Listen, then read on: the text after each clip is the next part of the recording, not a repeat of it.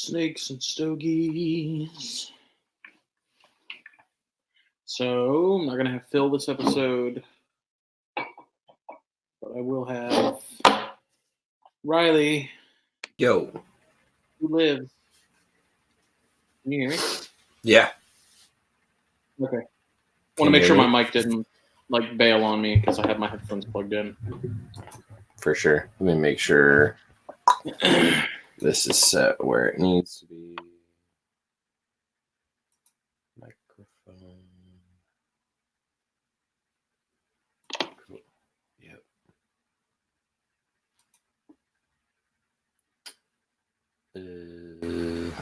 Sure. Okay. Cool.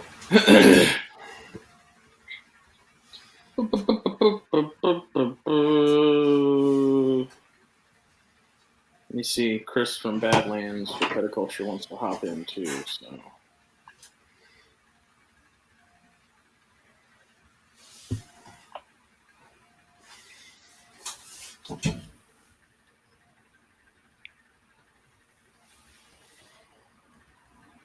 Yeah.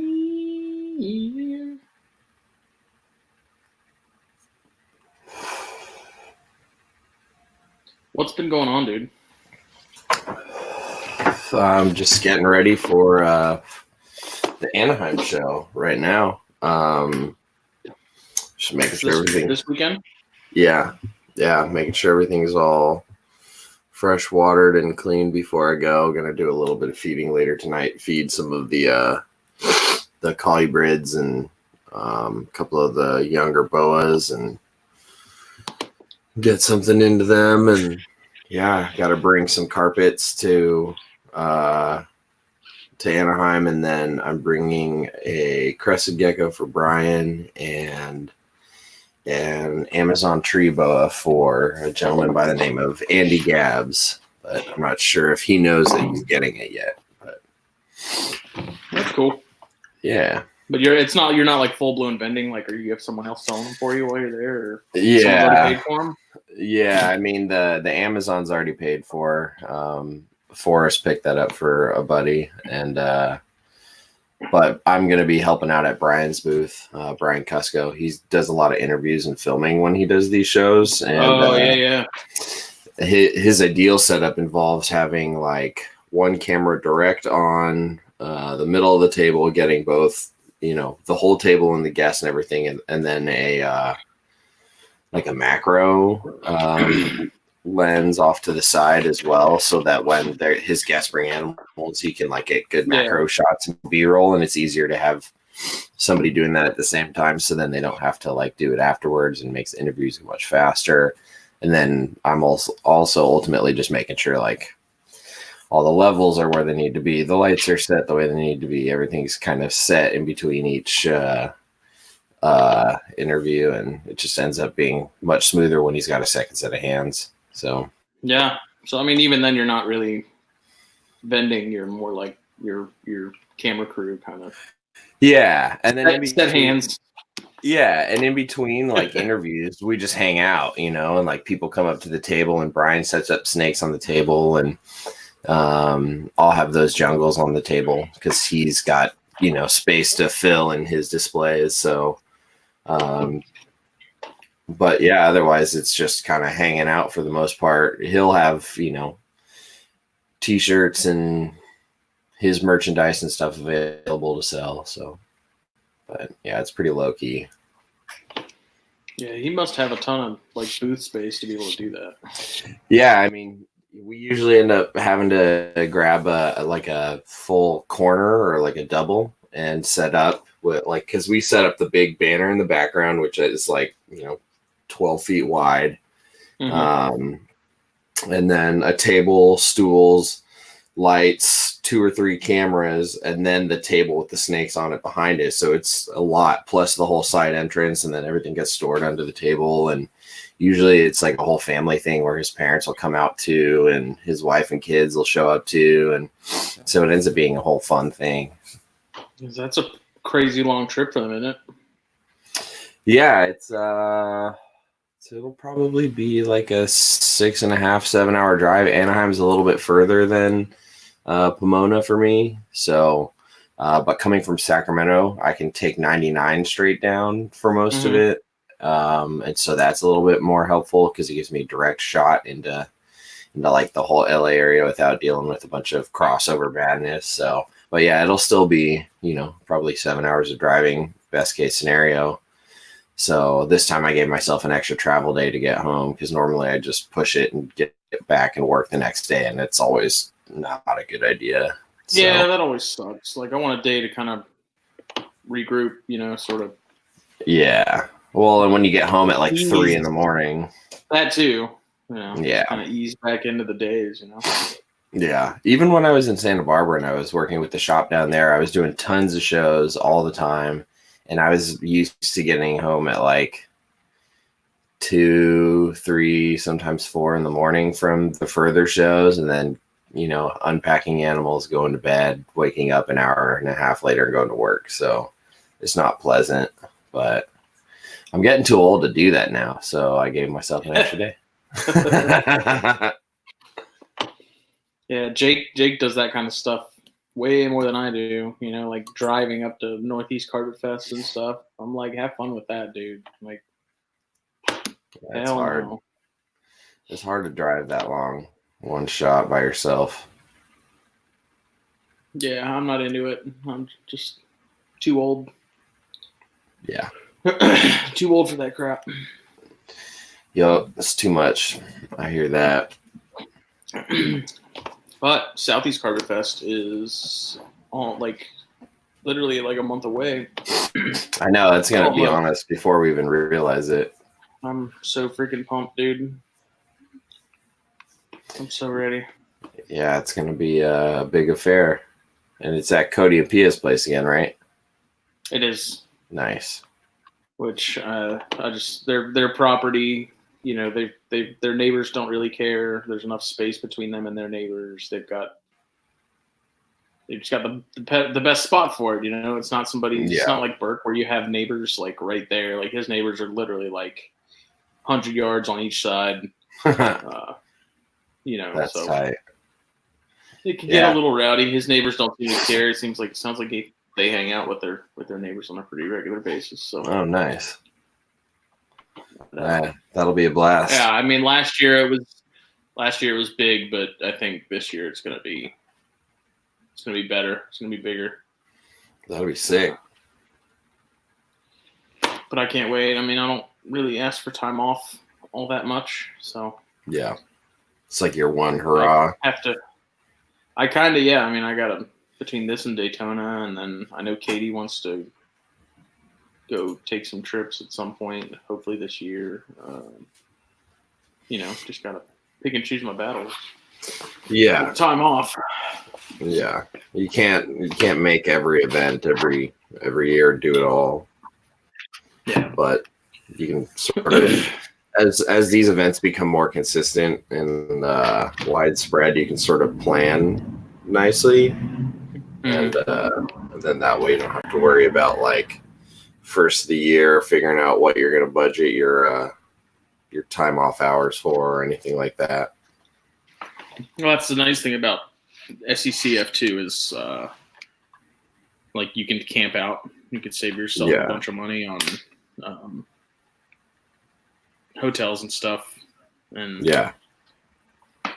it's nice. Like a lot of people are like, I don't want to camp out. I'm like, I'll camp out if it means I'm saving $200 that I can spend on auction stuff. Like, dude, camping is fun. Years ago, when one of the first, it might have been the third Carpet Fest we did at Travis's house, the Southwest Carpet Fest. I brought a tent and an air mattress and slept outside, and it was great. I just wandered on outside, plopped down on the mattress, and both mornings I woke up and my air mattress was deflated and I was on the ground anyway. So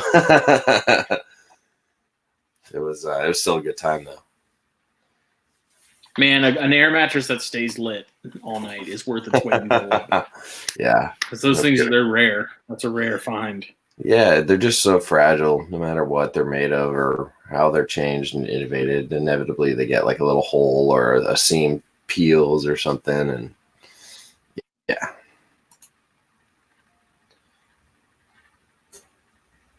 Kris is having some issues.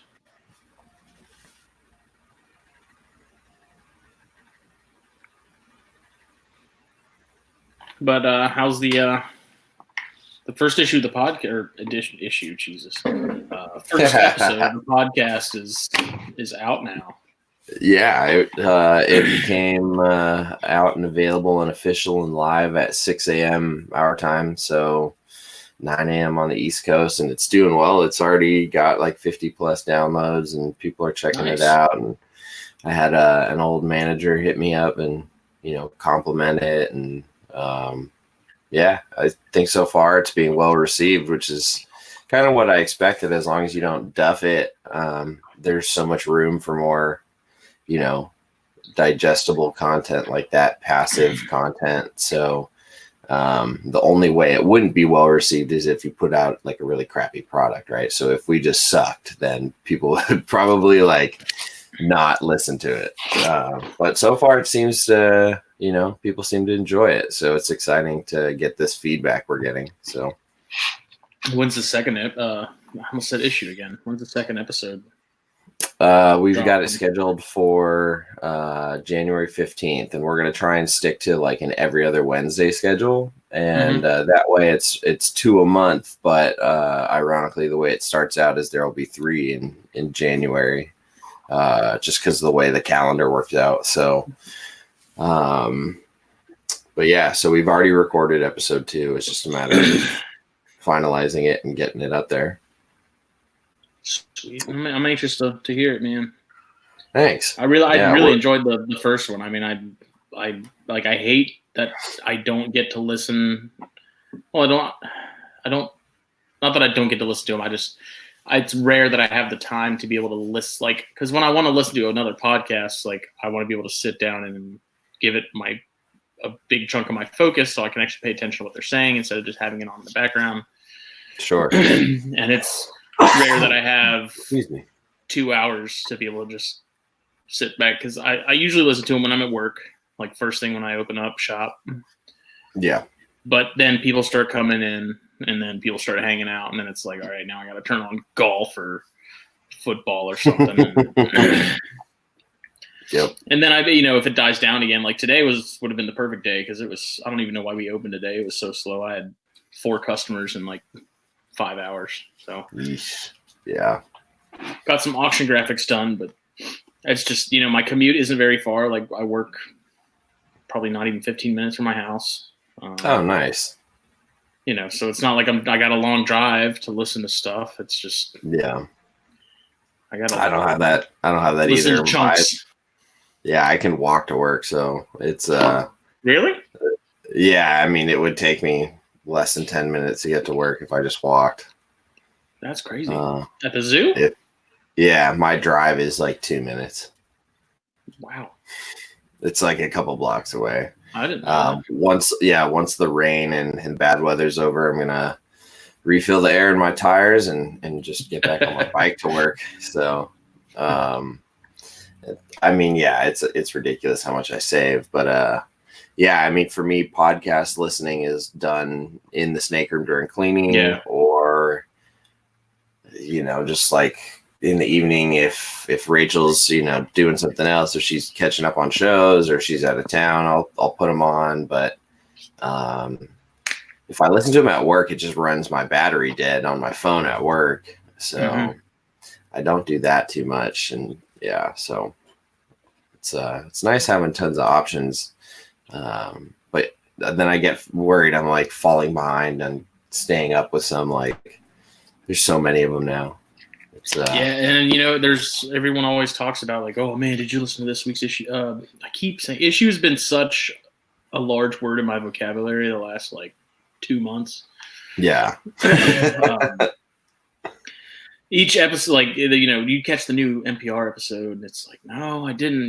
Maybe I'll listen to a third of it, but it's just those episodes are so long; they require a lot of vocal real estate, and unless I want to listen to it in 6 parts, Right, which kind of sucks because then you lose your train of thought when you're trying to pay attention to like the topic at hand. Mm-hmm. Yeah, no, I hear that. But if I'm at our other shop across town, sometimes there will be a Joe Rogan episode or something that had a guest on that would really interest me. I'll put that on the TV, like on YouTube. Yeah, and let's like have that playing. And sometimes I'll have some regulars come in, and half the time they're just as invested in it as I am after about 10 minutes. Nice. But if it's someone I don't know, then I need to go back and watch his episode that he did with Forrest Galante again. I just watched that one the other day. He did it. Well, he did a second one. Yeah, he did. He had him on again recently, right? Yeah. I need to go back and watch that. Yeah, it was really good because he's kind of an interesting guy. Like when that first episode that he was on Rogan's podcast, I listened to it and I started following him on like Instagram and stuff. Right. And I kind of looked through his Instagram, and there was like he's a wildlife guy, but yeah, I've then kind of noticed that there's a few snake species that he like identified that weren't right. So it's like, you really in like a guy or no? Yeah, I think he's legit. I've been following his Instagram for a little bit, so. Are you going to bed? Uh-uh. No? No. What are you doing?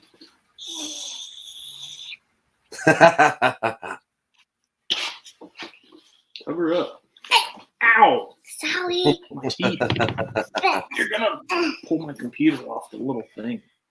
That's because my foot is weird. What are you in there watching? Secret Life of Pets 2. Oh. Duh.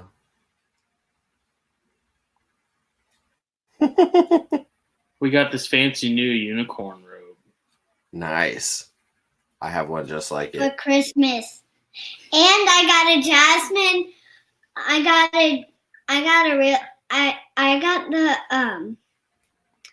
the real life costume of Jasmine. Very The cool. real life one. You gonna wear that for Halloween this year?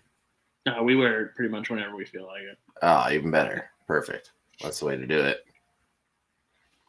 I got an old 17-year-old expired vial of African or South African polyvalent antivenom from a coworker. No, that's cool. Yeah.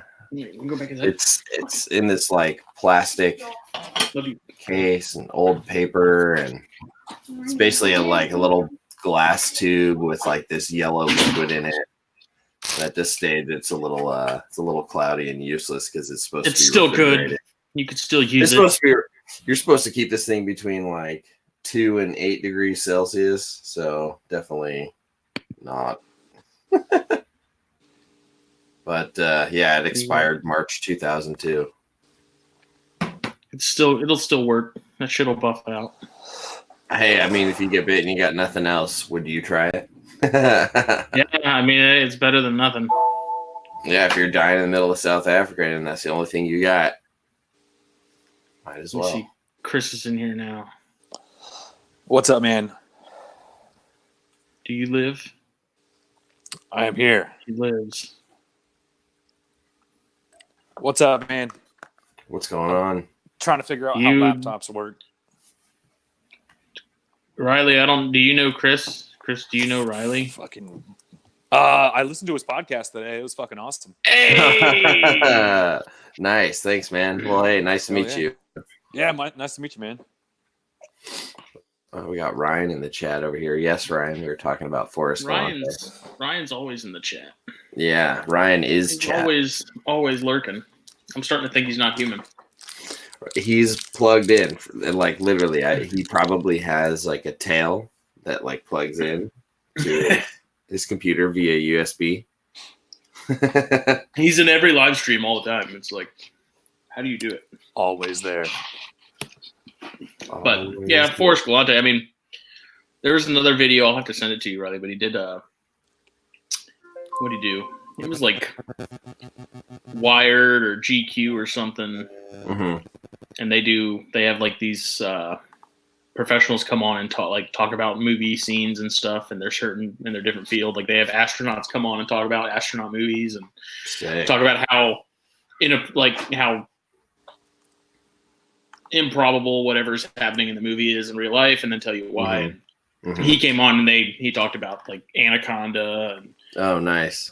a bunch of animal horror, whatever, survival movies. And have you seen any of his episodes of Extinct or Alive on Animal Planet? I haven't.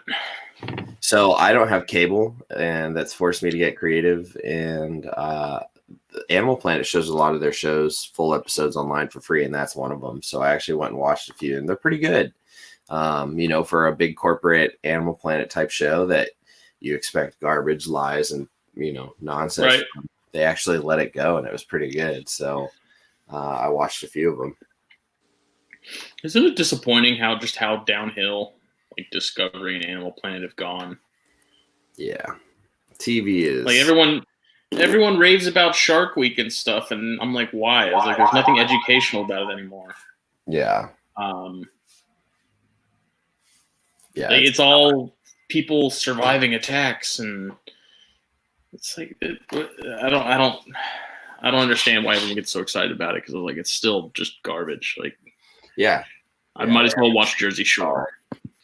Well, and they said that like they're gonna change all of their approach to their shows and not do the sensationalism and this and that. Like, right, and that never happened. They made a whole public statement about it, a big thing. Like they're figuring it out, and that hasn't changed. I believe the terms used were return to form. Yeah. Return to form. Check it out, Justin. I got one of these Axis Mundis. Oh. It's I guess it's their higher rated one, man. These are badass. Mm-hmm. Got one of these packed up. I got a whole bunch packed up for you. I need your I'll have to send it to you. Address. They're smoking a underground shade. Those are pretty good. I'm feeling pretty light tonight. I don't want anything too strong. Nice.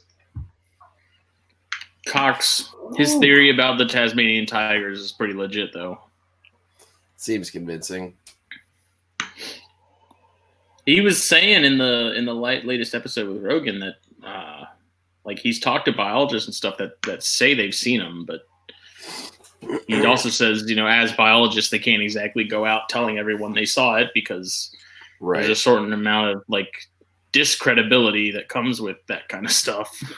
Well, and protecting the areas they're researching in. As soon as they start saying that, people they aren't going to be, gentle to the environment or delicate about that type of a discovery, going to help themselves. Yeah, everybody's going to want to see it. Yeah. I'm reading Carl Switak's book, Switak, that Adventures in Green Tree Python Country. Yeah. And from his accounts, it sounds like, if something like that were heard about and the locals could hear that they could get money for such a thing, like they'd go killing everything they could to try. If it had a pulse, they're going to kill it and bring it to you. Yeah. Unfortunately, that seems to be the case. Or do everything they can to go catch one and bring it back in a dog crate or something. Yeah. He said I was one of the chapters I read recently. He was talking about one of them brought him a green tree monitor, but they had like shot it with an arrow. Oh. It was somehow still alive, and so he was like treating this thing while he's keeping it, like to I guess export it, and so he's like putting like bacitracin and stuff on it and Band-Aids. Oh my God. He's like, he's kind of was basically saying like you ask them to keep it as intact as they possibly can, and he's like, most of the time you don't know what you're going to get. You could get an animal that's been cut in half, or you could get an animal that's in like perfect condition. Oh jeez, that's pretty crazy.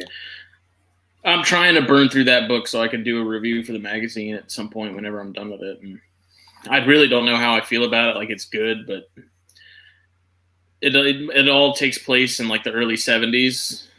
And there's a lot of dialogue where I'm like, there's absolutely no way you remember that being said.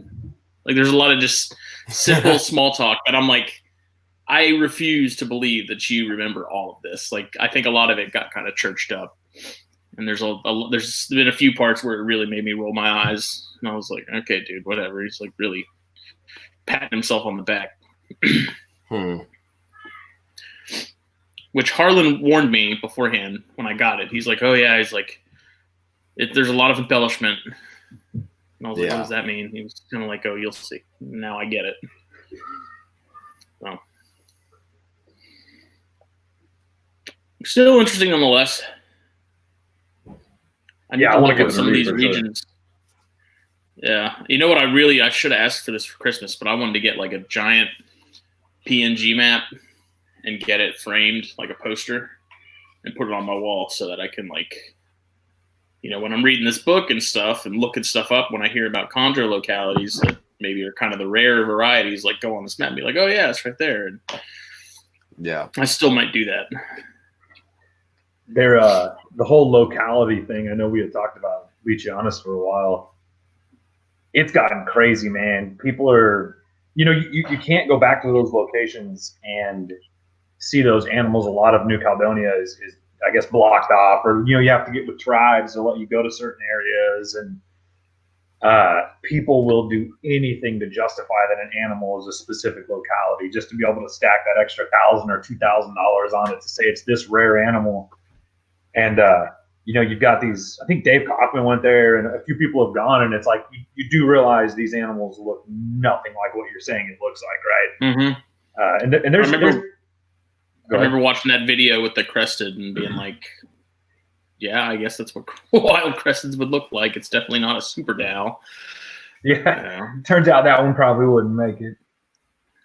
The endless justification for people to have obscurity in their normal things is kind of, I think, and Riley, man, I almost want to say, you talked about this on your podcast, is almost leading people to work with more obscure animals. We did really talk about that. Yeah. I mean, people don't want to lose these species, or they're like finally taking the jump into these species that they've only thought of or seen like in magazines and stuff. Absolutely. Because now there's so much of the mainstream stuff, and we've all been, you know, inundated with what's popular and regular, and some of us tend to want to go the opposite direction. So now there's such a huge group of people out there that are trying to figure out what they want to work with, and so now that's getting like a nice resurgence of interest across species, like all sorts of things, like corn snakes, for example, are making a huge comeback, and that's amazing. So, which is great. Yeah. All of the North American colubrids, which is essentially all of my snake collection is North American colubrids, with the exception of some Japanese and Chinese stuff. They're great. They're all great. They all have their own little attitudes and their own little idiosyncrasies, and it's really neat to work with them on kind of a more intimate scale than what I would have ever thought before. You keep subox? I don't. I thought about it. It kind of dips back into that Texas species. Selling them in Texas requires a permit. That's right. Yeah. Which I have that permit, but you have to have a permit per animal that you're selling. So because I have bull snakes, and they're local to Texas, I have a permit to be able to sell bull snakes. Now, I'm not breeding them yet, but you just might as well get it now. Right. It's a lifelong thing.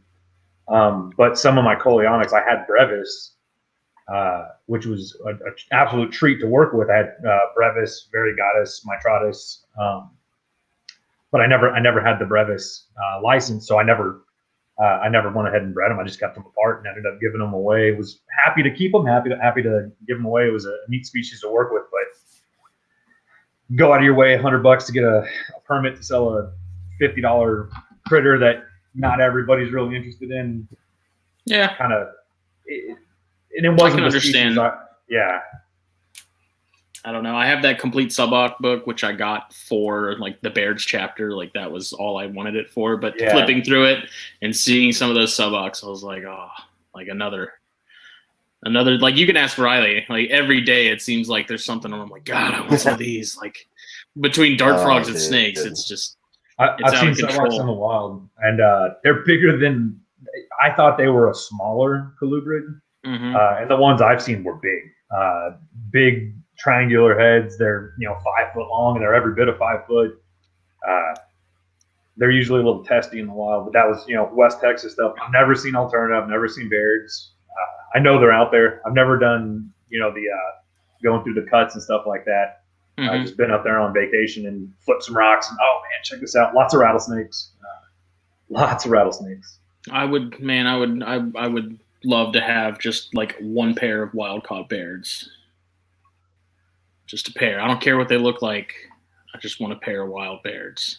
If you get in with some of the Alterna guys, they probably see 3 or 4 times as many Baird's as they do Alterna, and that they have that same locality thing going on where little subsections are different colors, different base colors, different scalation colors, and man, they're really neat. Yeah, flipping through that book, I saw a lot of pictures in the Baird sections from Troy Hibbets. And so I went and added him on Facebook and was asking him a few questions about the Mexicans, and because I got a pair from Fleming Reptiles at one of the Repticons. This was probably at least a year ago, and they've both got that gray head with the lighter neck going down, which is like a purely Mexican, like that's a Mexican trait. So I was asking about it because I was like, man, you probably see more Baird's in the wild than probably anyone else. Yeah. So I was like, what do you think about these? I was like, I know they're undocumented, so I know it's really anyone's guess, but he basically told me, he's like, well, if they're looking like that, then they've at least got some they got Mexican lineage in there somewhere. So I thought that was cool because that's just a pair of undocumented that I found at a show that I really liked and bought. And oh yeah. They're supposed to be clutch mates, but they look like wildly different. It's really interesting. One's really light with a lot of contrast on that gray head, like I said, the Mexicans have, and then the other one's just kind of standard looking. But yeah, have you seen any of the Vivid reptile stuff? They have they called them the metallic rats. Yeah, man, have you seen his hypo Durango Mountain pine snakes? He has the Pichophis depis, and he has a collection of hypos that they I guess collected. And they have a summer phase and a winter phase. So some of them are real light, some of them are real yellow. But you get both out of a clutch. For some reason, they one clutch will have both. Man, they're I think they're like $2,000 or something a piece right now. But they're the only people working with them. They've got some amazing stuff. Yeah, I mean, there's a few sort of native stuff I'd like to have, like the pine, whatever pine species we have here. I don't even know which one it is, but I like the local pines. Like if I could get my hands on some scarlet king snakes and get them eaten regularly, like that'd be really cool. That's one of those species that's real tough. Yeah. Apparently there's tricks, like with scarlets, apparently like down pine stumps with the bark still attached. I'm told, and I've heard this from multiple people, but I've never actually found any when I go look. If you peel like that bark off, they like to hang out in there a lot. I guess there's there's usually a ton of ants and stuff in there, but I'm sure there's animals and eggs and skinks and stuff all up in there that they go after. But because they're like predominantly lizard eaters, right? From what I understand, it sounds like they're not terribly difficult to get switched over, but I don't know. I think in South Carolina, I think you'll have, that's northern pines at that point. And yeah, northern pines are amazing, man. That's out of all the ones I have, I think they're some of my favorites. We had a huge one at the Nature Center I worked at as a kid, man. That thing was a freaking beast. I think scared the shit out of me. Motherfuckers are big. Dude, this thing was a freaking beast, man. Mine are from the New Jersey lineage. They used to call them Jersey Giants. They've had a million different names. Got mine from Tom Davis. I believe the guy's name was, actually waited like a year to get a pair from him. Mine are 4 months old, and I bet they could down a rat, a weaned or a small rat. They're giant. Damn. I got mine after their first shed.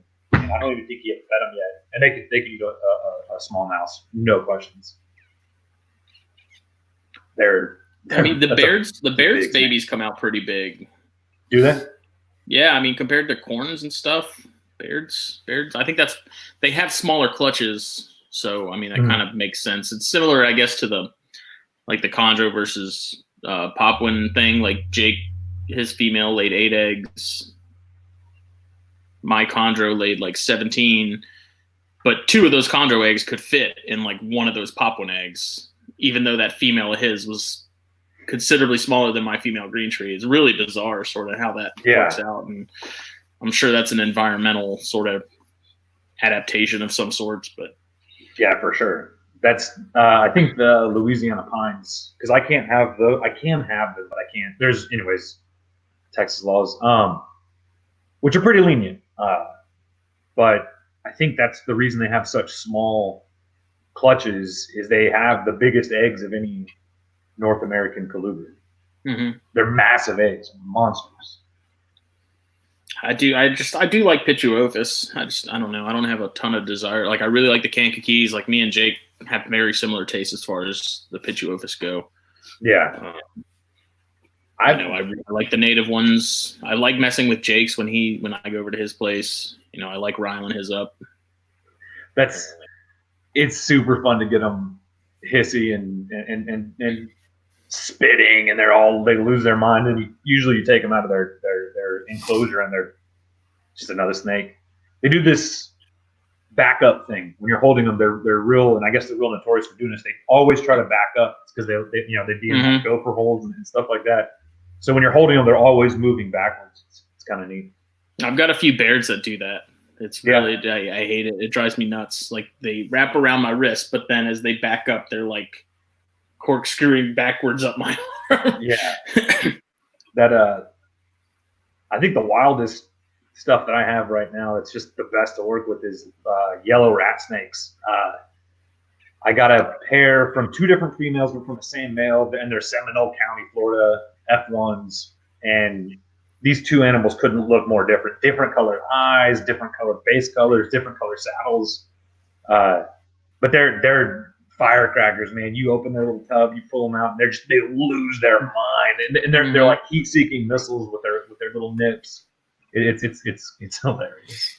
That's another one me and Jake have talked about doing too. I mean, we have yellow rats are crazy common here, and we get some really big ones, and they're usually pretty mellow too. I think they get to a size where they realize nothing's really going to mess with them, and so they're fairly chill for the most part. Yeah. But that's another species I kind of don't understand why there's not a whole lot of people who really keep or do anything with them. With them, I guess maybe it's because they're so common pretty much everywhere they are. Yeah. The black rats were really popular when I was kind of first getting into snakes. Was probably like 2003, 2004, and black rats, it felt, were like blowing up. There was the licorice rat snake, which was the white-sided, and then there were the albinos, and I think there's even a calico one, and then there's the iterations of all of those jumbled together. The scaleless ones. Yeah, man. Those scaleless snakes, to each their own, whoever's keeping them, they freak me out, man. That is as unnatural as it gets. I just don't get the appeal. I mean, I don't if people want to keep them, whatever, I don't care. But I thought the whole point of keeping reptiles was to have a scaled creature. Yeah. Kind of going the other way. If I want something like that, I'll just go get a hairless rat or something. If I wanted to basically handle a scrotum, then one of them I have my own, and B, I could get, I have options. I will lather down and shave myself if this is necessary. I'm sure they feel the same. I've never actually handled one, but I can't imagine they feel a whole lot different. I've seen them at shows and just kind of they look creepy. I don't know. I've never looked at snakes or spiders and been like, oh, that's a ugly animal. But I've got a friend that has them. She loves them. More power to her. I love that she has them. She has some beautiful combinations of the morphs. And I still think the morph thing's cool, man. There's all kinds of neat stuff you can do with it. You can mix and match and create beautiful, beautiful snakes. I mean, stuff that your wildest dreams couldn't imagine. It's not definitely not really my thing. I've got some more corn snakes. I've got some more Pitiophis.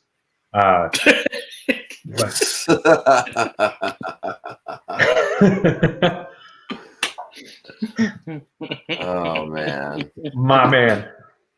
straight up, he says. I don't want to say it, but I have to imagine that's what the feel of a scaleless snake is. Okay, so the scaleless ball pythons are actually like fucked up, right? Like they don't work. They don't do snake stuff. I don't know, man. They think look like they do. They all look like burn Do they? victims, honestly. I think you just have to keep them drier around shedding because they have really sensitive skin, so it can prematurely tear the belly scale area off because that's what sheds first. I don't know enough about it, but there are definitely people that seem to have techniques on husbandry and like how they administer humidity at different times of their shed cycle. Okay. I've heard some different theories about like micro tearing because they don't have scales, so that like they shed more frequently and issues with it as a result. But I'm not sure, what is or isn't valid. But I saw some adults at a show. I saw an adult scaleless pinstripe at a show here in Sac recently, so that was pretty wild. So I think some people are having success raising them to adulthood and getting them, figured out. But I'm with you, man. They're kind of creepy. Yeah, it's a weird. It's seemingly unnatural. It plays a trick with my mind, at least when I see it. I'm just like, oh, that's kind of. Oh, I don't know. Yeah, they're gross. I know there was someone who got whoever does them. There was someone who got a scaleless bearded dragon, and I think they said they had to like rub it down with lotion like every other day or something like that. Like they literally had to. It's like they were already kind of high maintenance to begin with. Like let's just bump it up a notch. Yeah, because Curel ain't cheap. Yeah, I'm a fan of leaving the scales on the animal. I also wonder like how that affects as far as like UV exposure and stuff. Like with beardies where they need UV, like do you then have to adjust the amount of UV you're giving them because now they're even more prone to like being fried? Probably. Yeah, it's got to be. And what person is going to do some kind of a long-term study on any of these effects on any of these animals for something they're never going to see in the wild? Like, what's the point? Yeah. And it's how many bearded dragons live to be 2, right? Like in the hobby, anyways. That's probably one of the first animals that comes to my mind that people never take care of right, never feed right, always have issues. That's I don't need to see a scaleless lizard.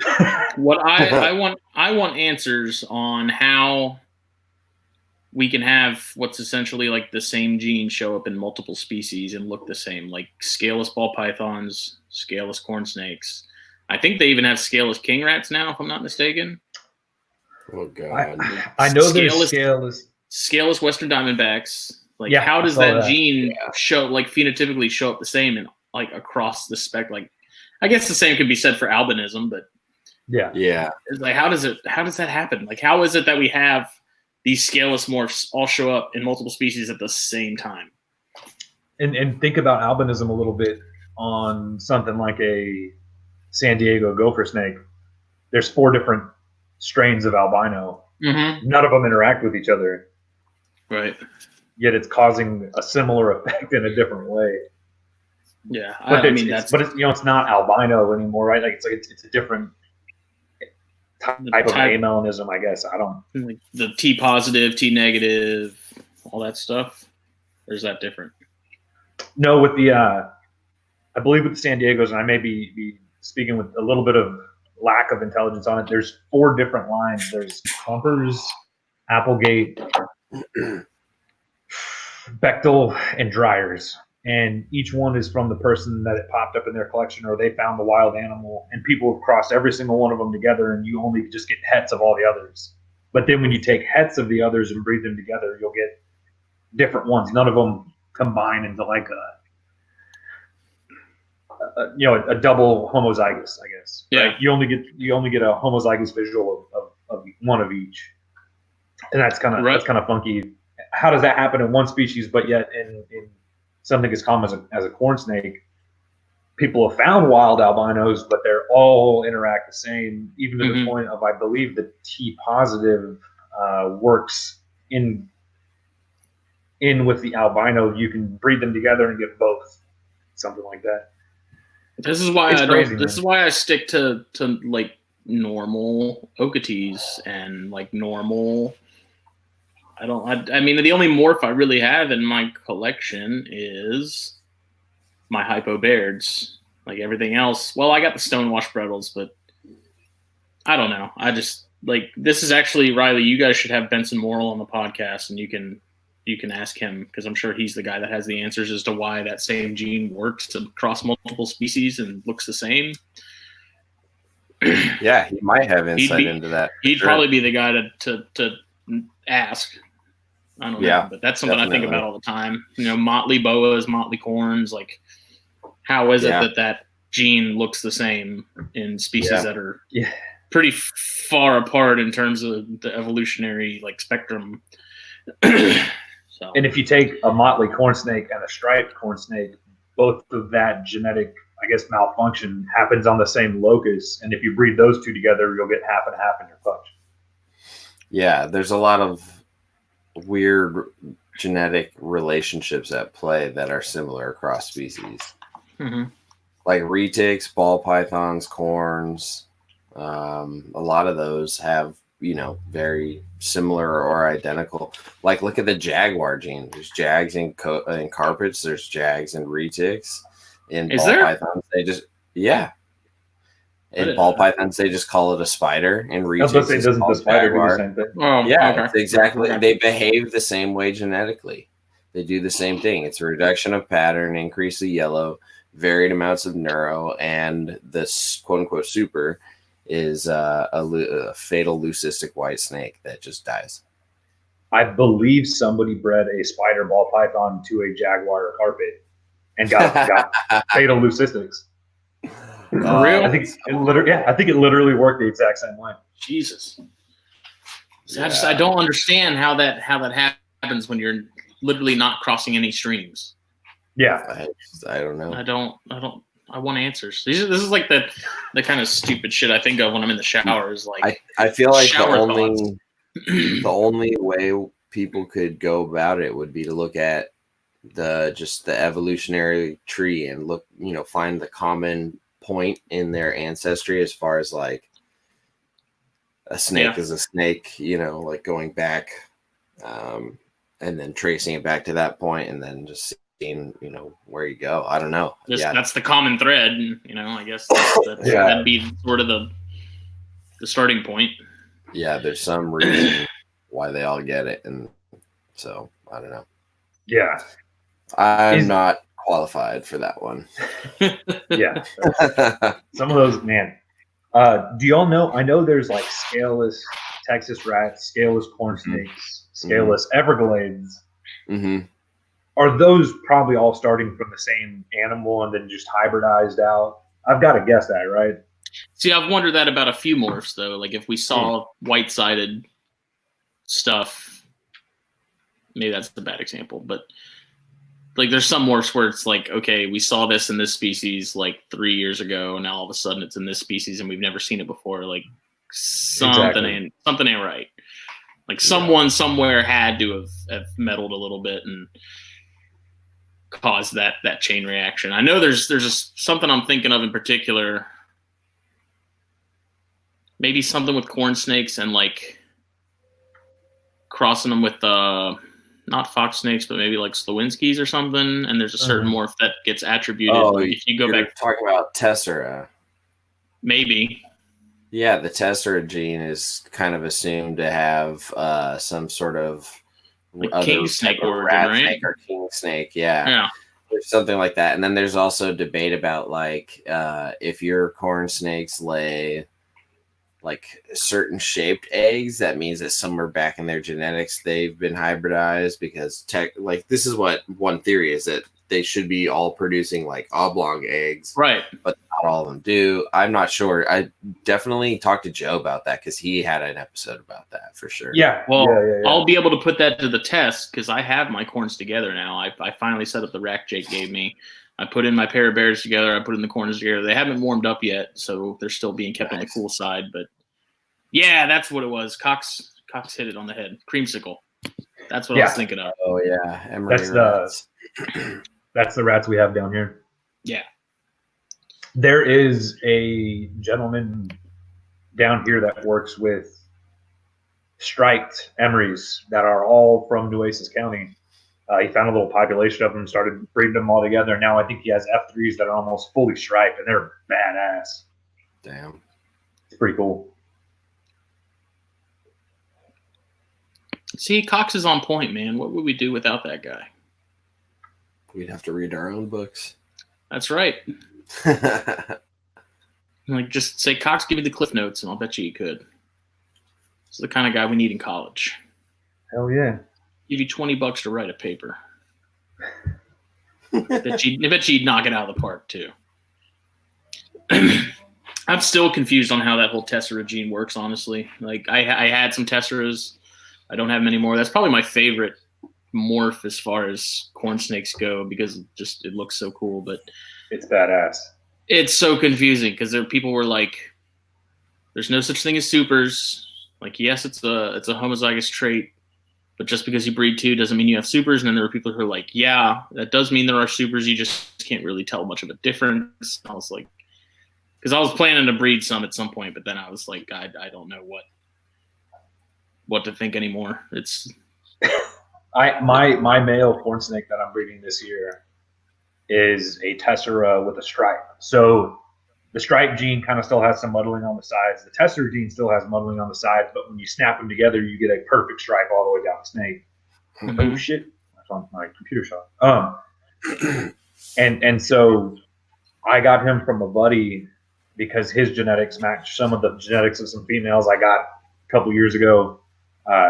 I'm going to bring them together just kind of experience-wise, and also I want to see kind of how all these genetics work. But yeah, I looked into the super version of the Tessera, and I have no definitive answer. It's kind of like what you're saying. I don't know for sure, and I don't know if anybody knows. I asked around.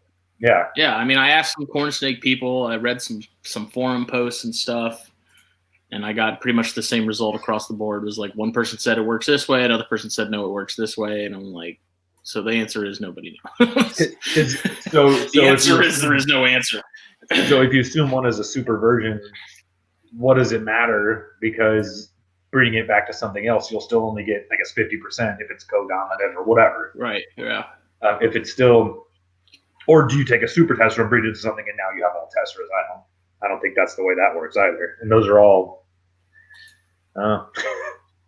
I given up sticking to my normal stuff, as aside from the hypo Bairds, which I don't know if I'm interested to see what the Mexican Bairds with the hypos would look like. But at the same time, I kind of feel like I'm killing a unicorn because the Mexican Bairds are already kind of hard enough to find as is in the hobby. Yeah. Like every once in a blue moon, you'll come across some. It's like, do I really want to be that guy that's going to be like, hey, I got this awesome Chihuahua. I'm going to breed it to a crested from Petco. Which, gecko-wise, that drives me crazy when people do that. It's like, you're going to take $1,000 gecko and breed it to a $200 crested. Like, and make a $500 hybrid that's sometimes good looking. That no one can do anything with. Yeah. Pointless. I'm like, why? And I guess it's not a whole lot different from Carpondras and stuff in a way, but you could draw parallels everywhere on that, Yeah.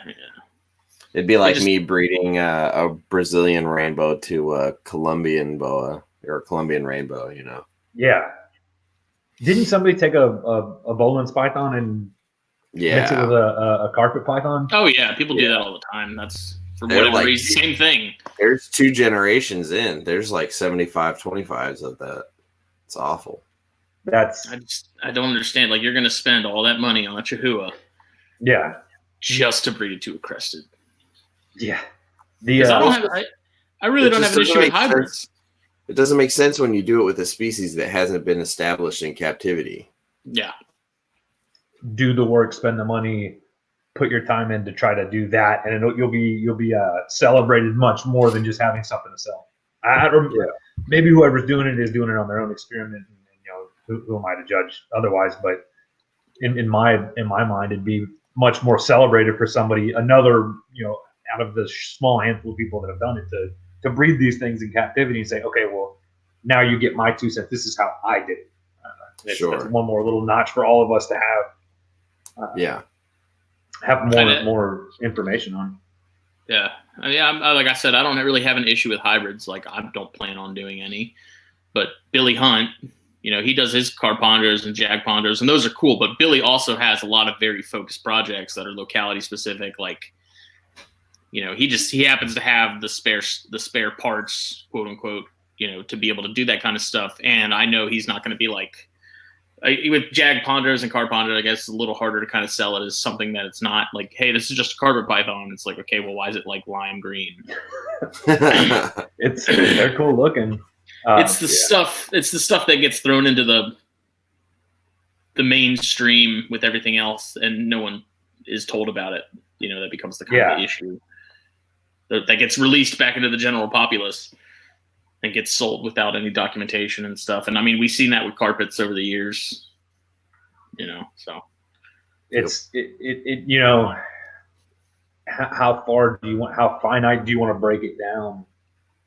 It gets down to the people that are so locality specific and obsessed, right? Like you cannot take a GT lychee and breed it to a new Ami, because you're breaking up the bloodline. We only have so few of these left, and it's like, well, but it's the same species, and maybe you get something that looks really cool, so you get that group of people, and then the Pituophis kind of community is a really interesting one too, because you have these guys. Okay, I have a white-sided bull snake. I want to breed it to a Sonoran gopher. These are subspecies of each other. What's the problem? Maybe you have one of these meekers or rusty Sonorans that's indicative to only that subspecies. There's a lot to it. It's a lot of logistics, and I guess in my eyes, I guess do what you want to do in your own box of snakes.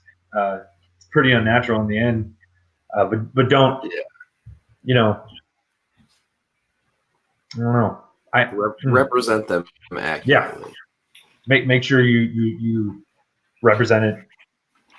You let people know what you're doing. Let it be another stepping stone of knowledge that we get to work from. It could be, as long as we're learning from what we're doing, then maybe it's not the worst. But how accurate though are lychee localities?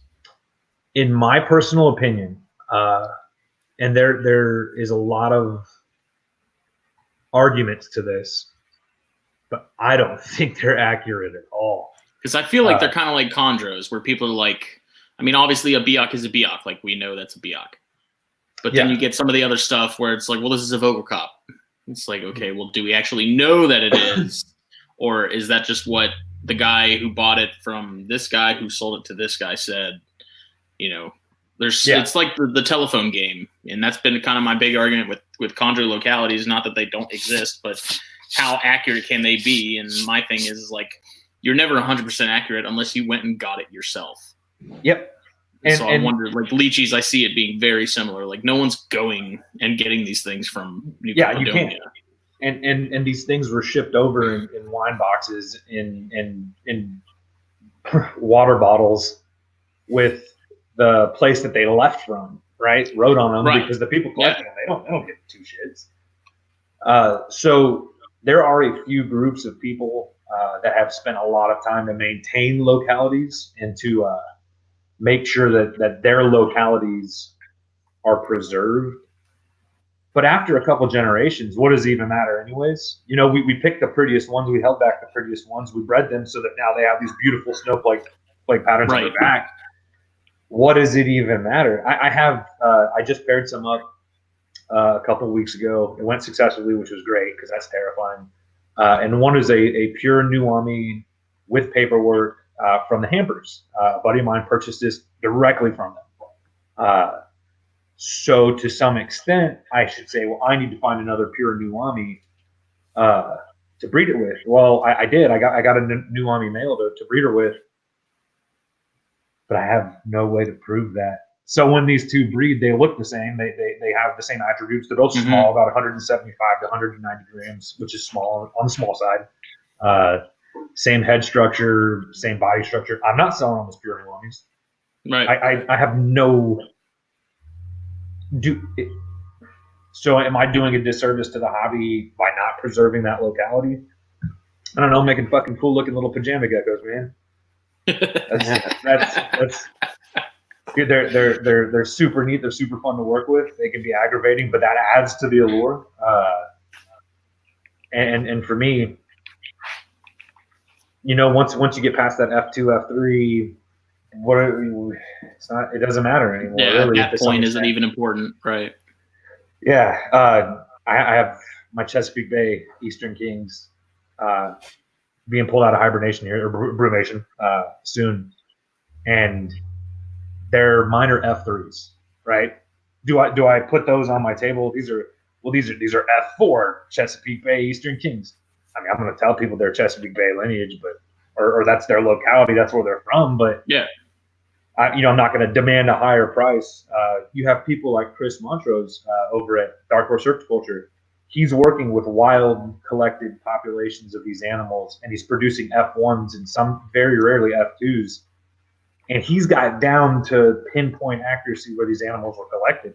Yeah, that's somebody really working with true locality, preserving locality, so that people like me can enjoy them. I'm not worried necessarily about preserving those localities. Now, I'm not going to delineate into other animals and muddle localities because I kind of don't really. I'm not trying to make a puppy mill of snakes. If I get to breed these animals, pay it forward, give them out to friends, that'd be great. If not, I get to have in my collection F1s of all these certain localities, which is, for me, it's more of a collection than anything else. So, but yeah, with the Leachies, I wouldn't. It means so much to so many people that I hate talking negative about it, but I don't think I don't think there's any juice to a lot of it, man. Especially the really rare stuff. The Section C GTs or certains of these that, man, you couldn't tell the difference between one green Leachy to another green Leachy. I'm like, dude, these all look the same. Until you get into like your Yates. Your Yates are real different. They definitely stand out. Some of the smaller ones, the Nuamis, Nuanas, which are real close insular species or localities, excuse me. They you can really tell certain ones of these. But man, I think the coolest ones, the prettiest ones, are combos of all of them. It's funny because with green trees, I see it on a fairly regular basis. People are like, oh, I got this pure Biak. It's like, well, of course it's pure. It was imported, and Biak's an island. Like, what else would be there? And the pure part is kind of redundant because it's like, there's nowhere else it could come from. Like, if it's a Biak and it's imported, like, of course it's a pure Biak. Yeah. I think if it's so important to somebody to maintain a locality, then do the justice to yourself to have some level of proof or documentation, or don't just be like, oh, I bought this on a table. Man, this guy, he had Knolls and he had Burmese pythons and he also had, Loma Alta Baird's rat snakes. And then would you ever actually think that that's what that was? Yeah. Just put the name on it and boom, it's sold. The Kankakee bull snakes are like that. The Kankakee bull snakes, they look a certain way. Both of mine look textbook Kankakee bull snakes. I have no idea of their lineage. What's the, you know what I mean? Mm-hmm. They look the part. They act the part for sure. But where does that locality specific thing come in?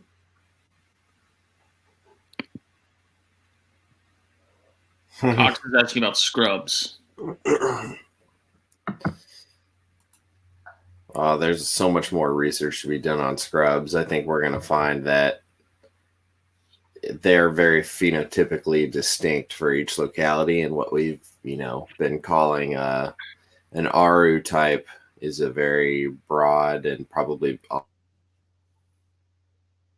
often things like that. It's just like chondros. It's the same thing. There are some folks who can get the locality information and get it straight and get it, direct. And some of it is pretty legit now, but you see so many things just labeled Highland scrub or Southern scrub just because that's just what it's written on the bag it came in as. So there's definitely a lot of issues with that. So I think when they start saying Aru type 1, 2, and 3, it's because they're getting 3 different looks of animals that are coming in being labeled as Arus, and they're able to see that they're distinctly different. So I bet you in the future we find out that they're able to eventually narrow down which specific locality from that overall, because Aru's a broad name as well. Yeah. It's similar to Biak, like the Aru Island. That's a pretty generic term. There's a lot of localities within the Aru Islands. So.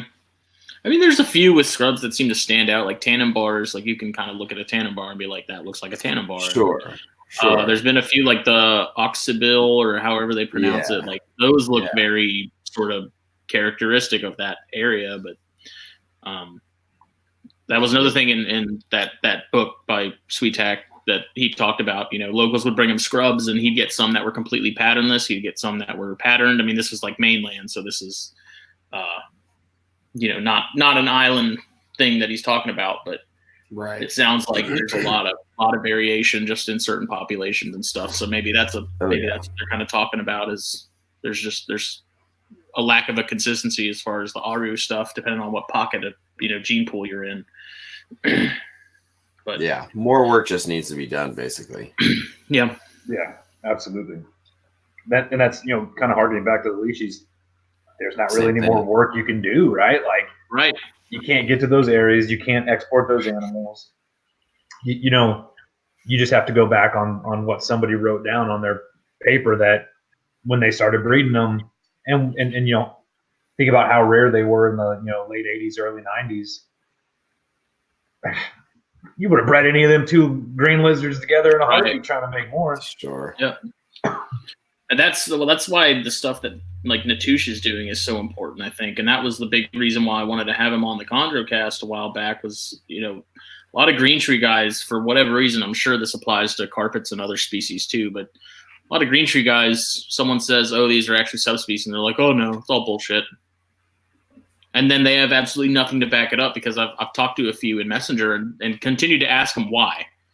Like they'd give a response to something. Okay, I'd be like, okay, why is that? And then I just continue to do that, and it would always hit a wall. Like they'd always get to a point where they're like, that's just what I think. Yeah. I'm like, so you have no basis for why you're making this argument. Maybe it's just the cool thing to be like counterculture and be like, yeah, the scientist that spent 10 fucking years out there doing the footwork, between museums all across the world, looking at specimens that have been preserved for God knows how long, and then actually spent time in the native ranges of these species, actually counting scales, actually looking at the differences. Yeah. Comes out and puts out a paper that says, oh, hey, we actually have like 4 subspecies of these things. And then people are like, no, it's bullshit. It's like, how can you argue that? I don't understand. Lychees were originally broke down into 2 different subspecies. The main island GTs were once subspecies, and they're the larger. They're the ones that stand out. And then the insular species, the smaller ones, were another. But I guess at some point they got stuck back together. That was something that people still kind of argue. Well, they should be subspecies. So is the worry with the green tree pythons now that things are broken down into subspecies? People are freaking out because they're hybrids, or what's the? No, not really. I don't see. Yeah, there's some people that are finally waking up to that. It's I mean, that was the whole reason I wanted to Natush on, because he basically, like, he had really no real reason to have to do that. He just wanted to. Yeah. Right. which kind of takes away an argument of he wanted to do it for the notoriety, which is another funny thing. It's like, what, someone's going to read that his name is behind a scientific name on Wikipedia and be like, oh my God, he's famous. Like, Yeah. nobody cares. And then B, he said that he's not a splitter. He's a lumper. He didn't want to split them up. Right. He's usually he said himself, he's usually not one to want to split stuff up, but he's like, in this case, there was such a difference between these things that really he could have even taken it further than he did, and he didn't. He could have made himself a species, and he didn't. Yeah, when he was on NPR and I was filling in for Owen, he said the same thing. Like, there's more that can be done. Like, they can even explore further into some of those localities that he didn't do as much in. And then he firmly believes that they could split it even further. He just took a more conservative approach to naming because he felt like it needed more work. And you could see the potential of where it's going. So, yeah, it could even be potentially split up further. So, yeah, it's one thing for, you can't really refute science without backing up your own comments with science. You know, you can't just say, oh, well, that's not right. Throw your hands up just because it's not what you want it to be, without some level of scientific backup on your side. Now, there's always going to be arguments and sides to everything. You know, the rat snake thing. Yeah, I can't. I have a very hard time taking someone's opinion when they haven't actually been to the place of the snakes that they're keeping, and B, they've only had a sample size of like 10 chondros to really say one or the other. And especially when half their, almost all their collection is designer stuff. It's like, what are you talking about? Why does it matter? Yeah, what that breaks it down. And even if they weren't, what if we didn't put species names on any of these things, and you're trying to preserve a locality, and it's just a green tree python, right? And now you're subsecting localities and just break it down by that. Well, when you start mixing them all together, what does it even matter anymore? Yep. It's. Riley, you said you got a dip. Yeah, I got a skedaddle. All right, man. Take it easy, man. It's nice to meet you. Pleasure to meet you. Have a good one, guys. Thanks for having me on. Good chat. And I will catch y'all later. All right, man. Peace. Yeah, it's goofy, man. I don't understand it. And I mean, fortunately, I noticed most the green tree python community, for the most part, really aren't as prudish when it comes to preserving localities as much as like carpet python guys are. And I think that's mostly just due to what I was kind of saying earlier of like, no one actually went and got these themselves. So who can really say for sure? Exactly. What's what. So. And a lot of the farmed animals and stuff say they're BIOC animals. Well, how many of those animals came from other islands just to build up the stock on the farm? Yeah, that's true too. Unless you're pulling these things out of trees or holes, or what is it? How much backup do you have? Yeah, and that's why I say is like, there's always going to be a degree of uncertainty, even if it's a very slight degree. Unless you know for sure that these came, and you have a reliable source that actually knows that those came from where they came from. I have a hard time kind of buying into the whole locality thing. As far as imports go, not that it doesn't exist, not that it couldn't be what it is, but it's just, it's like, there's always going to, you can be 99% sure there's still going to be that 1%. One of the things that still, I don't know, it doesn't bug me, and I don't have enough of a voice in the hobby to really say much to many people, but you have your Kingsville red bull snakes.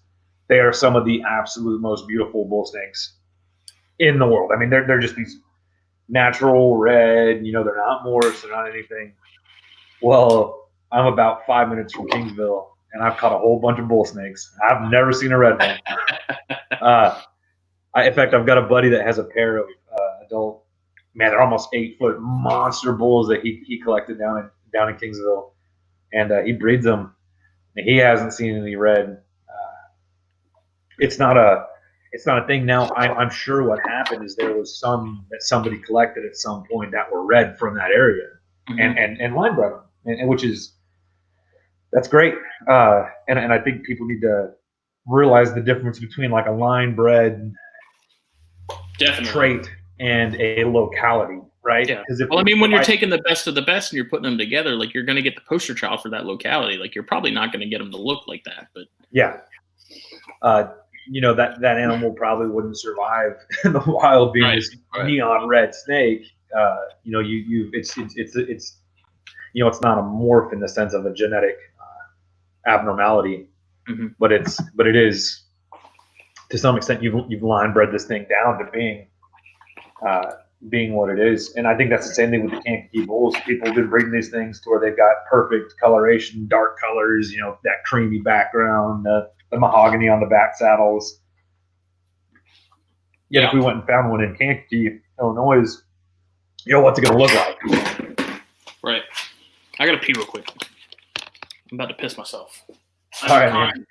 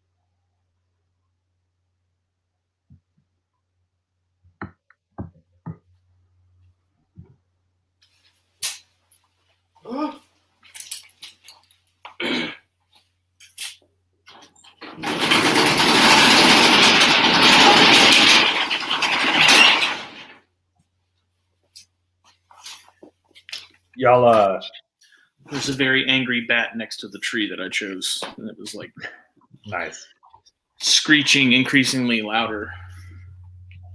You guys getting any cold weather over there yet? Oh yeah, it's cold right now. It's like mid 40s here at the moment. It's like, yeah, I was gonna say it's like 65. I'm in short sleeves. Not bad here.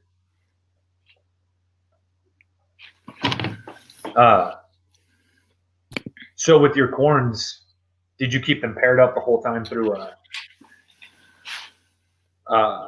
brumation? No. I just put them together the other day. Jake gave me one of those. It's one of the dragon cage racks or something like that. But it's got those huge, like freaking 3-foot long tubs. I don't know the exact size on them. And I did some rearranging, and I was like, you know what? I'm trying to condense some space. I'm supposed to get an animal plastic rack at some point. I don't know when it's coming, but my plan is to put all the colubrids in racks, get a rack, 2 racks made for those sort of in-betweener chondros that need upgrades but aren't ready for full setups yet. And so my plan is just put all the colubrids in those, but I had that rack and I was planning to put them together anyways, and I did rearrange them the other night, and I was like, you know what, I'll just throw them together. If they start pairing up, fine. Yeah. I talked to Kris at Dark Horse about it. I was, asking him about cooling them off. And I mean, you could answer this too, but like bringing them back up when it comes time to warm them up, like how often are you feeding yours? So I don't start feeding till mine are up to temperature. Okay. I did that with my rosy boas. Here, let me answer Ryan's question real quick on the lychees. So I pull mine apart in November. I pair them up when it's cool in my room. My room gets down to about 70 degrees in December. We don't really have a cold season. We'll have a few days in the 30s, 40s. So my room is never under 70 degrees at all. Usually it's in like 70 to 75, which is kind of where I want it. Might get up to 78, 80 during the summer, which is fine. I want to see a big, a warmer months and cooler months. So I break mine apart in November. I do that with all my guards. And then I decide what pairings I'm going to do, what trios I do for my guards, and what pairings I'm going to do for my lychees. This year, just one pair of lychees. Pear milk, when it's December, it's cold. You see just as much activity, just as much eating, just as much response at 68 degrees as you do at 80 degrees. Mm-hmm. I think the babies react more to temperature. My babies don't eat as much during the winter. They don't grow as fast. They won't eat bugs. But when they start warming up, when the room gets warmer, they're much more active. But I would hope to see eggs. So they paired up. They're sticking on the glass next to each other, which is good. I'd hope to see my first set of eggs in about 3 months. Mm-hmm. And then maybe 2 eggs every 2 months after that, somewhere in that range. So I would maybe get 4 clutches would be like ideal. I've heard of people having like 8 in a year. I've heard of people having, I've had just 1 in a year. Not necessarily seasonal. And there's a lot of people that once their leeches pair up, they never take them apart, keep them together forever, and they just always breed. Every 2 or 3 months, you get 2 pretty big old eggs, and just keep going, and they're fine. As long as you're not seeing aggression between the animals, I wouldn't see any problem with it. The only reason I break mine up is I don't, kind of that puppy mill thing. I don't want a bunch of geckos that I gotta take care of. I mean, I had a bunch of gargoyles, and I just hatched a Lucci a couple days ago. One lone egg from last year, well, I guess 2019. But man, when we got these eggs that, it hatched at 134 days or something, and that's at about 76 degrees. But as far as cooling and bringing them up, so I had rosy boas. I had 3 different localities of rosy boas, and that was like my main focus for a while. I really liked them. They're really fun. They're the I hate saying it, the dumbest animal on the planet. They're hilarious. But when I pulled them, I got them down into the 60s, which I had read was fine. And then as I brought them up, I didn't start feeding them until they hit what their temperature was going to be. So for them, I had them on the higher end, 86 to 88 on the hot side, and they did great. And that's when I started feeding every 3-4 days, smaller meals, and then get up to what their main meal size would be. And then instead of going like once a week or once every 2 weeks, once every 2 weeks is probably more normal. For the colubrids, once every week or once every 2 weeks, I would shorten that once every 5 days, once every 6 days. And then what I'm doing with the colubrids this season, I'm planning on once they hit temperature, which I'll do it over probably a week or 2, right? Like I'm not just going to throw them in a hot box. I have separate areas set aside. So right now, some of them are at 55 degrees. They'll get moved up to 65 degrees. Then they'll get put in a rack at about 75 without heat. I'll pop the heat on. My hot side doesn't get over 82, 83. And I've never had anything not thriving at that temperature. I know some people go up to 84, 86. 82's been great. I kind of shoot for 82. And I'll start doing small meals, probably like either small mice or hoppers. Just don't want to shock the system. Right. Lots of water. Throw huge meals in them. See, I didn't like. I kind of pseudo cooled mine. Like I didn't really get them cold. And I did regular water. Like I left their water bowl. I just literally took them off heats, and they were on like the bottom shelf in my room. So they're still getting like upper 60s, low 70s, sometimes mid 70s if it's a warmer day. Yeah. Because there is a window in that room, so it does kind of heat it up a bit. But with my gophers, that's exactly what I did. I pulled them off the heat, and my biggest thing, fresh water, of course, keep fresh water with them. Stop feeding them. Yeah, I did that too. I took them off food. I think I fed the corns. Like I had some spare, like small hoppers, and I was like, here, whatever. But the Bairds haven't had anything to eat. But they've also, I put a big hide box. Like I get those night crew lights for my dart frog cages. Mm-hmm. And so I have this like 1.5 foot long box, and they've both been cuddled up in that for the last 2 days since I put them in. So nice. Hoping that's a good sign. I'm going to try feeding them all separately and getting them up, to where they're eating their full meals and wait for the first shed. Mm-hmm. And then I was told once the female shed, put the sheds in with the male, and leave them overnight like that, and then start introducing them to the females. Mm-hmm. With my Eastern Kings, they will be under 100% supervision when they're hanging out with Dude, each other. Easterns are nuts, man. My dad had a few, and I think he still has one, and he's planning to part with it. So if you're looking for another one, let me know. The female? I believe so. Yeah, dude. Ask me what's trade for some gargoyles. I got buckets. Buckets of gargoyles. Yeah. The Easterns, they're going to be. I'm going to do the. I think Joe from Port City Pythons. He has a video where he actually pairs his corn snakes up where he sees the locks in like tubs. I'm going to do that with my Kings instead of just leaving them overnight or anything. Oh yeah. See, with the Rosies, with the Rosie boas, and it kind of sucks. I ended up my Rosie boas did have litters, but I had already had to get rid of them once that whole tax ID license Fish and Wildlife thing happened. I'm not going to risk it.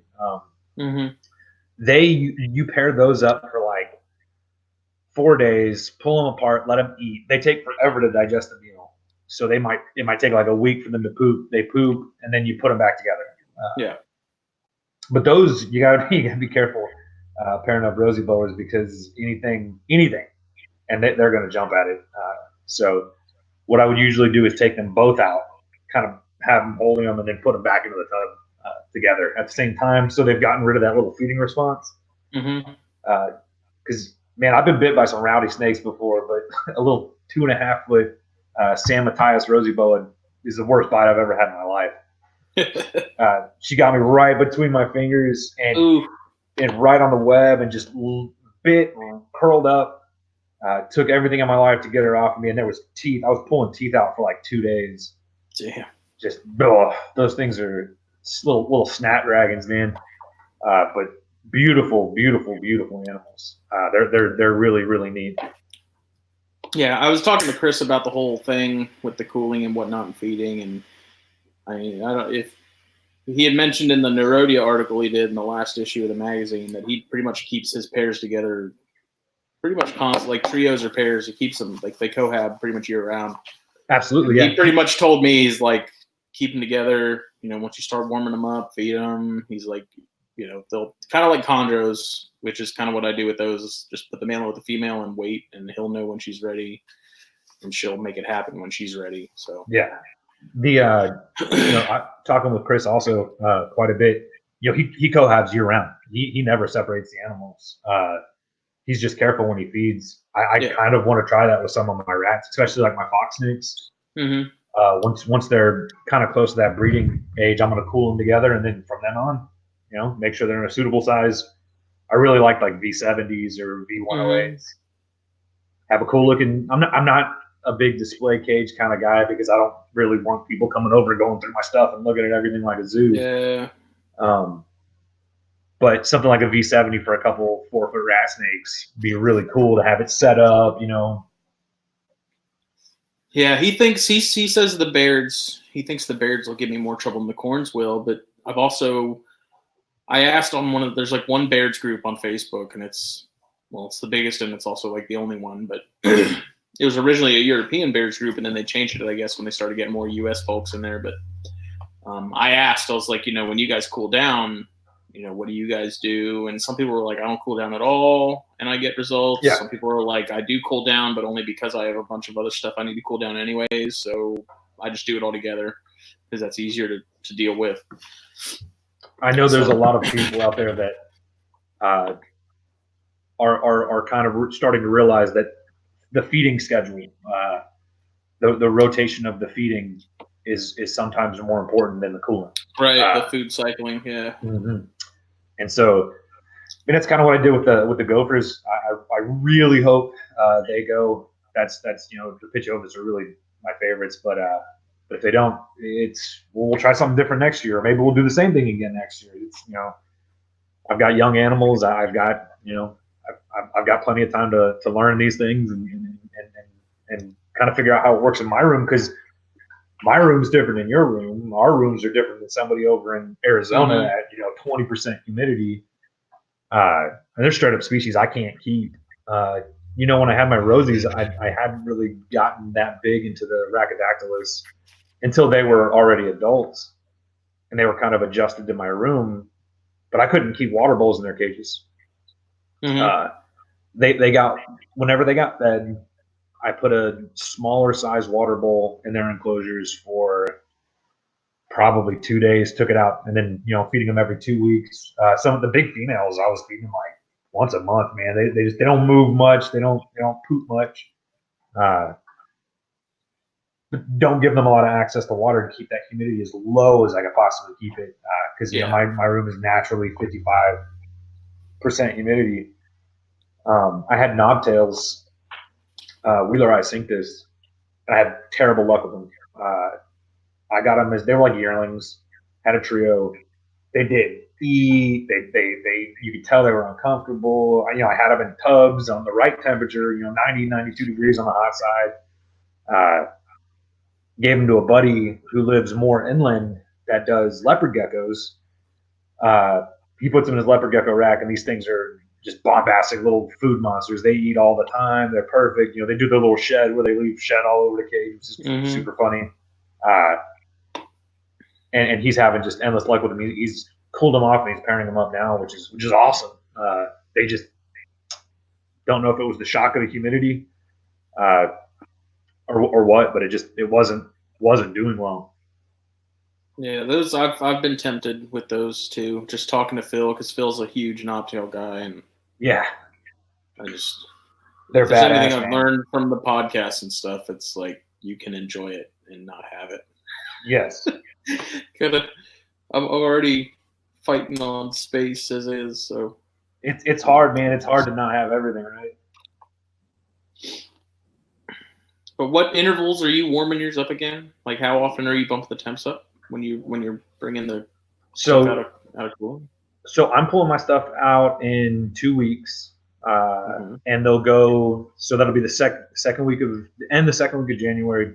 So the next 2 weeks of January, they'll be in like my closet, so they'll go up from 55 to about 65, 70.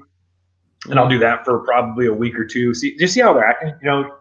If they're real manic, if you see them moving around a lot in their tubs or whatever, introduce them to fresh water. Because my king snakes, I don't have water with them. I was told not to put water in the wine cooler because I might have humidity issues.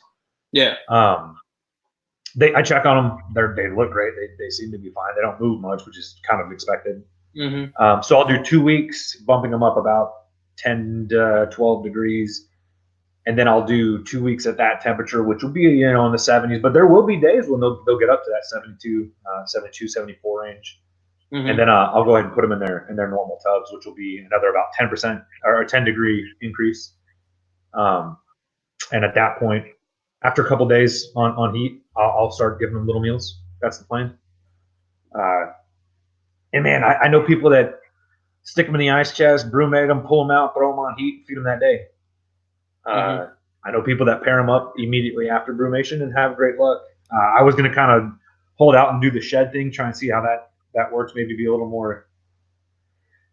Maybe the corn snakes, I don't need to do that. I don't know. Maybe I just pull the corn snakes out and they start breeding already. I probably could have bred the corn snakes in the middle of summer. I know people that do that. They just pair them up and they get success. I mean, I had that happen once. I was keeping two together, and I had a female that was probably not even two, and they had locked, and it happened to be a pair, and I got like 6 eggs from her, and one of them hatched. One of them went the distance, but I'm probably overthinking it because I mean, I feel like most rat snakes, you really don't have to do as much as we probably do with them to get what you need. Like that's why I think my pseudo cooling might be enough. Like if the temperature drops, I mean, that's a significant drop if you think about it. If your hotspot's 86, 90, whatever, and you're keeping them steady at like low 70s, I feel like that's got to be more than enough of a drop for them to be like, okay, it's time to something's happening. Chill out for a bit, right? Especially with the food, man. Once they're not being introduced to food, their metabolism is naturally going to slow down with the cooler temperature. There's got to be some kind of a switch. Cooling babies with rat snakes.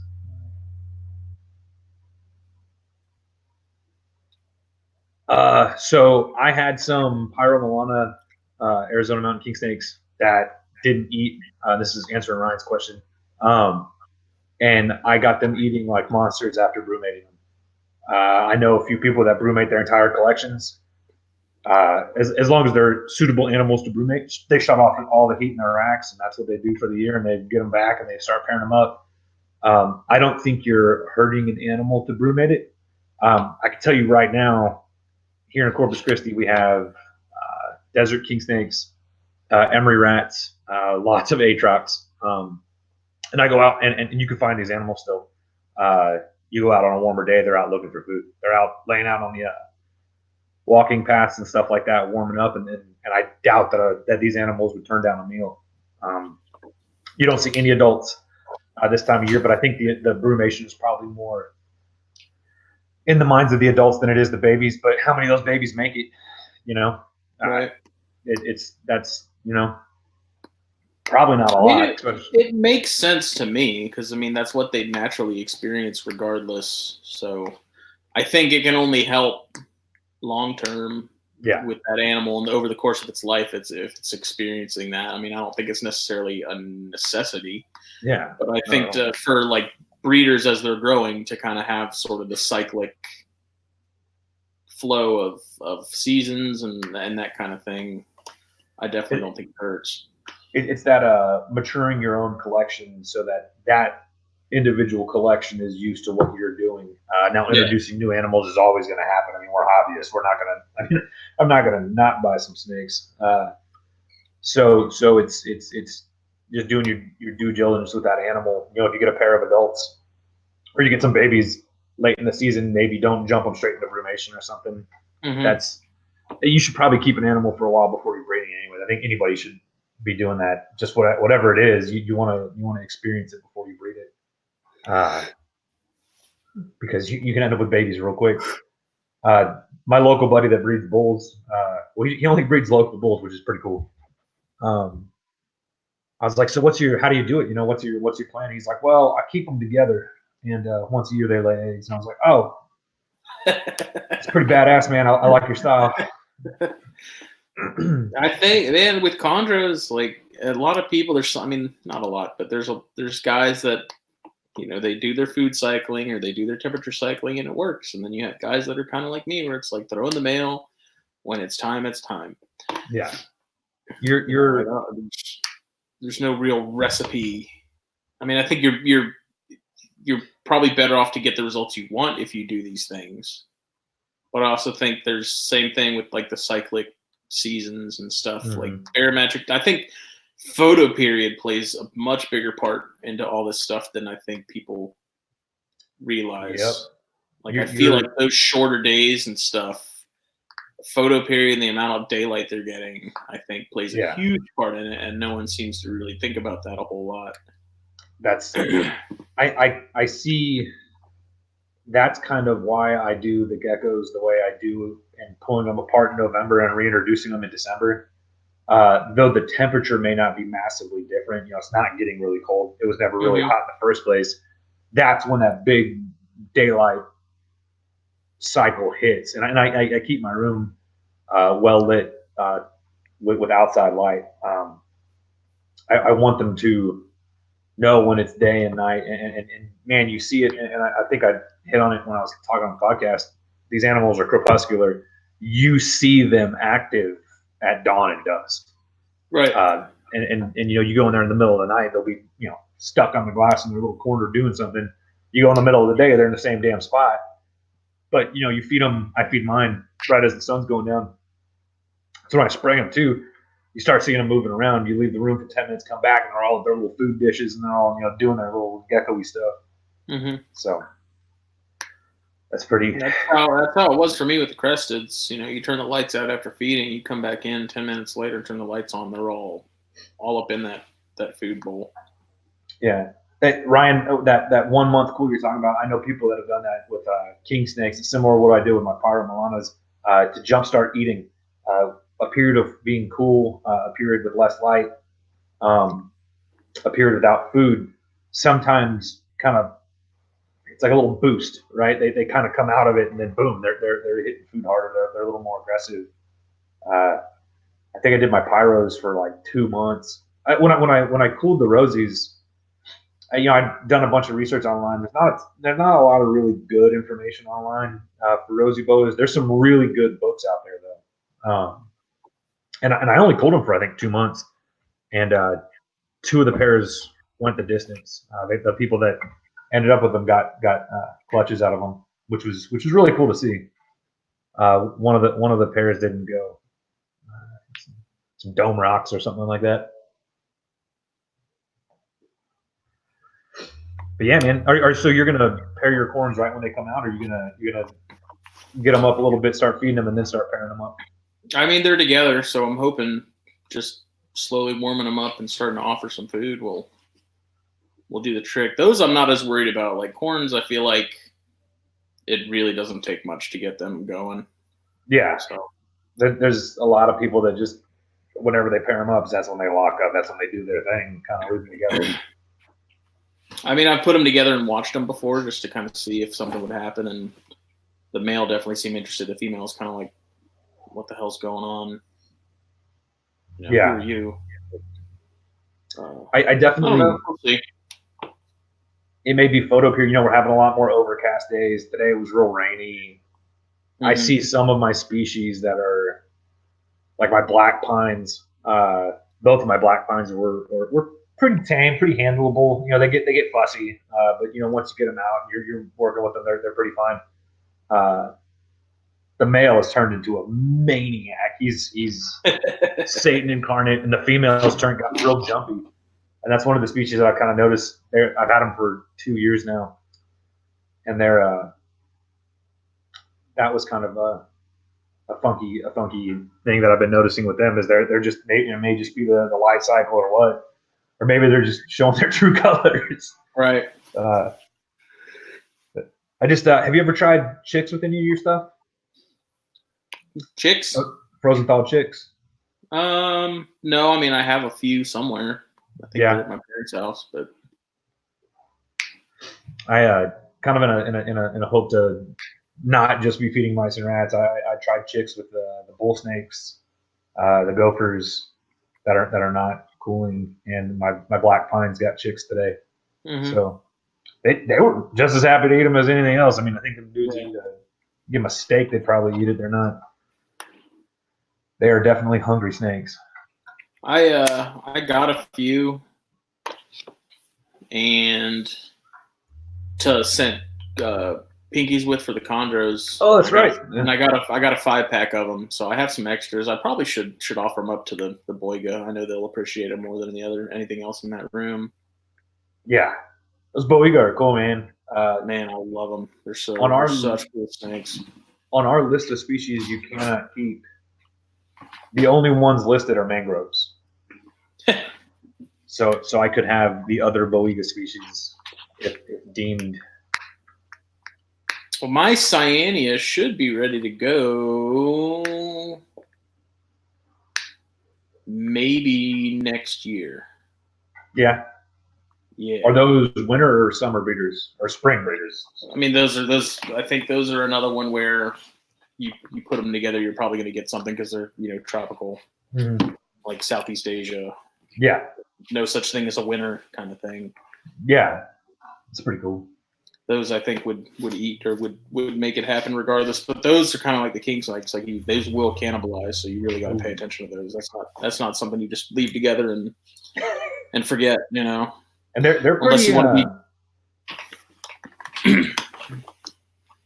Go ahead. What are you saying? I said unless you want to be down one snake and have just one really fat one. No, that's after raising a snake for 3 years or whatever. That's what it is with my king snakes. I started out as little worms, and I'm not like emotionally attached to the stuff. Not that I don't really want to anthropomorphize them, but I'm gonna be real pissed. I don't think it's not super common with those, but I think it's definitely been pretty well documented that it can happen, and it's not something you really want to take the chance with.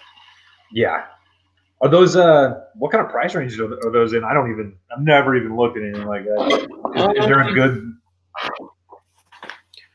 Well, my original pair came from Jordan Russell. I have the female. The male I lost kind of early, and I traded him 2 really nice guards for him because I was getting out of geckos, and I think he was selling babies for $300 a piece. My male, I want to say he was $400. And I think the only reason they're kind of higher like that is because there's no one really breeding them in the States. There's really, besides Terry Burwell and maybe 1 or 2 other guys, there's really not a whole lot of people keeping a ton of them except for the imported mangroves that Triple L sells or whatever. Yeah, you get a lot of that stuff. I really focused on the Pituophis and the Pantherophis. I love rat snakes and the bull snake genus or gopher snake genus, but I have been jonesing on Barron's racers, man. That is like the last couple months. Dry mark on stuff and Barron's racers are the ones that I'm like, man, I'd really like for some of that to happen this year. I got plenty of room. When we built this house, I specific this was the goal. I wanted a collection, more than anything, more than breeding, more than any of that. So I decided that room, the size of the closet, the location in the house, I wanted an east-facing window so that when the sun is going down, or whatever, I'm sorry, I might be saying my directions. Not really good with directions, but the sun goes down, and that window. The last thing it sees is the sun going down. Yeah, rises in the west, sets in the east, something like that. Rises in the east, sets in the west. I don't know, man. I was a Boy Scout. I should probably know this. But when we laid the house out, that room that has a big window and it's an 84-inch tall window. I wanted lots of natural light. I wanted the sun to be able to go down. You get a lot of that crepuscular activity out of these animals. That was something. But man, so I've got room. I know the Barron's racers need a lot of room, man. They're big. They're big critters. But they're beautiful. I wish more people were working with them. Those are some beautiful animals. I'm so bummed that I never got that rhino rat disappeared and I never got it back, man. Because those are so cool, man. That's a species I've wanted since I was a kid. Yeah. So I finally got that one, had it for a week, and it got out and never found it again. I was like, it's still painful, but yeah, rhino rats and mandarin rats. I love that they're a cooler species. They would do great in my room. Yeah, I'm just scared, man. I don't know what it is. It's one of those it's a majestic animal that you don't want to screw up. But everybody says they're bulletproof. Right, not giving them heat. Yeah. Supposedly they're bulletproof. Once you get them going, they're easy. Just a couple more tricks. If I can get more chondro babies going, popped out and going, and I'll get more. I'll try them again. I'll get my hands on some and hopefully not lose them. Right now I'm more focused on infrastructure and making sure I have racks and stuff for everything that's going to be getting the same size at the same time, and planning ahead. Planning ahead is so important.